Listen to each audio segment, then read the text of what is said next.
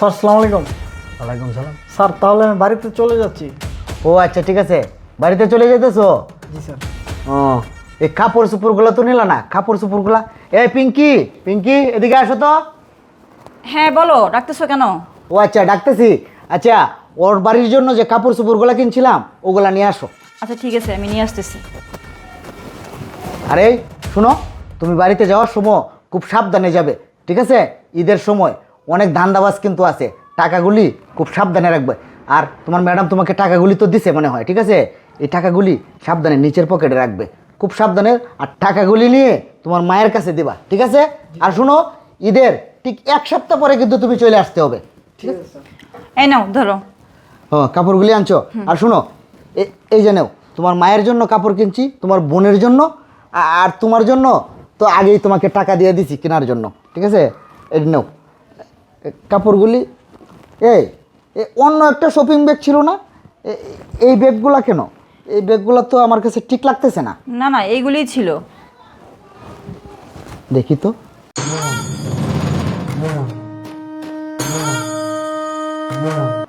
এই আমি যে গত রাত্রে কাপড়গুলো আনছিলাম, এই কাপড়গুলো কোথায়?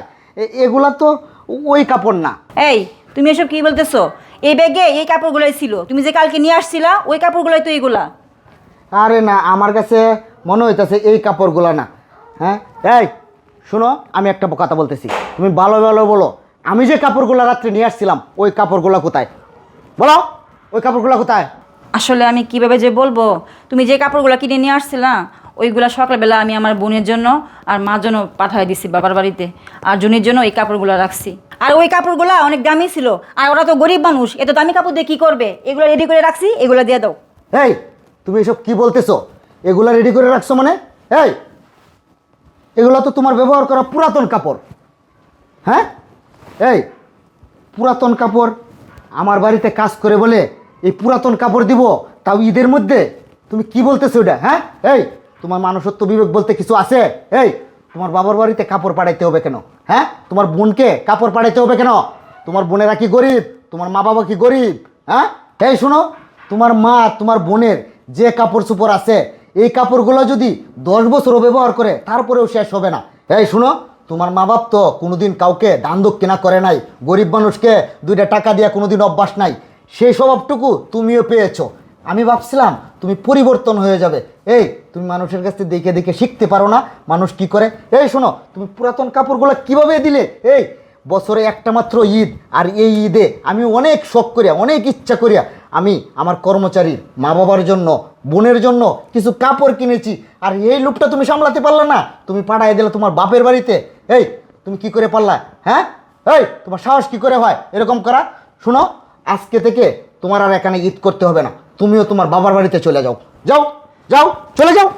আসলে আমার ভুল হয়ে গেছে, আমাকে মাফ করে দাও। তোমার ভুল হয়ে গেছে? হ্যাঁ, এই তোমার ভুল হয়ে গেছে। এগুলা ভুল বলে? ওরা গরিব মানুষ, ওরা সারা বছর আমাদের বাড়িতে কাজ করে। কেন কাজ করে বলো? কেন কাজ করে? দুমুঠু ভালো খাওয়ার জন্য, একটু ভালো পড়ার জন্য।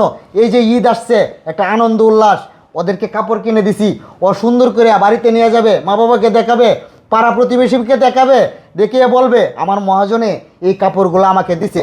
আর তুমি তুমি ঈদটাকে নষ্ট করে দিছো একদম। জনি, জনি দেখ, তুই তো আমার ছোটো ভাইয়ের মতো, আমাকে মাফ করে দে, এরকম ভুল আর কখনোই হবে না। আল্লাহ ম্যাডাম, আপনি এটা কী করতেছেন? ম্যাডাম, আমি আপনার বাসার কাজের ছেলে। ম্যাডাম, আপনি আমার কাছে মাপ চাইতেছেন কেন? মাপ চাওয়ার মতো তো কিছু হয় নাই। ম্যাডাম, আমার মার গত বছরের একটা কাপড় আছে, ওই কাপড়টা দিয়ে আমার মা এই বছরের ঈদটা করে ফেলবো। এই জনি, তুমি চুপ থাকো, তুমি এই অমানুষের লগে কোনো কথা বলবে না। এই যাও, তুমি যাও, বেরো, বেরো, এদিকে আয়। এই শোন, তুই একটা কাজ করবি, তুই এখানে 20,000 টাকা আছে, এই 20,000 টাকা নে। 20,000 টাকা নিয়ে তুই তোর মার জন্য, তোর বোনের জন্য, যার জন্য লাগে সবার জন্য ফ্যামিলির কাপড় চোপড় কিনে নিবি, ঠিক আছে? আর ভাই খুব সাবধানে যাবি, ঠিক আছে? টাকাগুলি ভালো করে রাখ। যা, যা। আসসালামু আলাইকুম স্যার। ওয়ালাইকুম সালাম।